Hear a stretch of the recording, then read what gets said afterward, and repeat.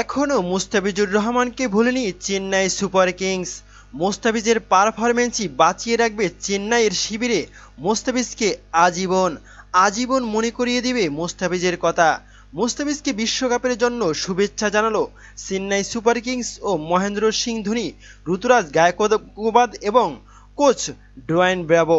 সদ্য সমাপ্ত Indian premier league আইপিএলে এবার একমাত্র বাংলাদেশি হিসেবে খেলেছিলেন মুস্তাফিজুর রহমান। পুরো আসরে খেলতে না পারলেও নিজ দল চেন্নাই সুপার কিংসের হয়ে দুর্দান্ত কয়েকটি ম্যাচে দারুণ পারফরম্যান্স ছিল তার।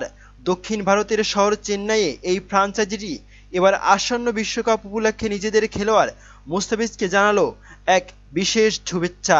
শনিবার 1 জুন যুক্তরাষ্ট্র ওয়েস্ট ইন্ডিজের পর্দা উঠবে নবম আইসিসি টি-20 বিশ্বকাপ আসরের অংশ নিচ্ছে বাংলাদেশ সহ 20টি দেশ। চেন্নাইয়ের অফিসিয়াল ফেসবুক অ্যাকাউন্টে মুস্তাফিজকে শুভেচ্ছা জানিয়ে ফ্র্যাঞ্চাইজিটি লিখেছে, জাতীয় দলের হয়ে বাংলাদেশের জন্য জ্বলে উঠুক কাটার মাস্টার খ্যাত বাংলাদেশি টাইগার ফিশ। আইপিএল এবারের আসরে চেন্নাইয়ের হয়ে মুস্তাফিজ খেলেছেন 9টি ম্যাচ, উইকেট নিয়েছেন 14টি। আসরের প্রথম দিকের ম্যাচগুলোতে সর্বোচ্চ উইকেট শিকারীর পার্পল ক্যাপও ছিল ফিজের মাথায় ও তার দখলে। তবে জাতীয় দলের হয়ে খেলার জন্য আসরের মাঝপথে আইপিএল ছাড়তে হয়েছে এই পেসারকে। উল্লেখ, আগামী 1 জুন শুরু হবে টি-20 বিশ্বকাপের নবম আসর। টাইগারদের প্রথম ম্যাচ 8 জুন ভোর 6:30টায় প্রতিপক্ষ শ্রীলঙ্কা। গ্রুপ পর্বে আরও 3টি ম্যাচ খেলবে বাংলাদেশ।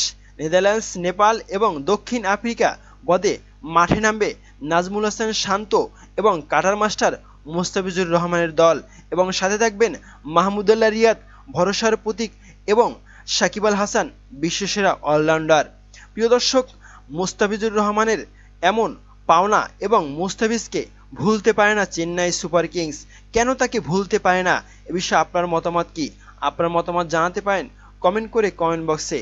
এবং মুস্তাফিজ কি এমন করেছে চেন্নাইয়ের জন্য যে মুস্তাফিজকে কোনোদিনই ভুলতে পারবেন না চেন্নাই সুপার কিংস?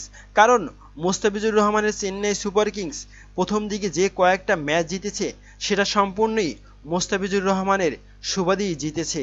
আর তার কারণেই মুস্তাফিজুর রহমানকে ভুলতে পারে না চেন্নাই সুপার কিংসের সাবেক অধিনায়ক এবং চেন্নাই সুপার কিংসের সর্বোচ্চ শিরোপা জয়ী অধিনায়ক মহেন্দ্র সিং ধোনি। আর মহেন্দ্র সিং ধোনির সান্নিধ্যেই মুস্তাফিজুর রহমান আরও অনেক শক্তিশালী হয়ে বিশ্বকাপে ফিরে এসেছেন। হয়তোবা এই মুস্তাফিজুর রহমান হতে পারে আমাদের টি-20 বিশ্বকাপের জন্য মহমান আতঙ্ক। প্রিয় দর্শক, আপনি কি মনে করেন মুস্তাফিজুর রহমান এবার টি-20 বিশ্বকাপে সর্বোচ্চ উইকেটের মালিক হবে এবং তিনি টুর্নামেন্টে সর্বোচ্চ উইকেট শিকারী হবেন? এ বিষয়ে আপনার মতামত কি জানাতে পারেন কমেন্ট করে কমেন্ট বক্সে। ধন্যবাদ।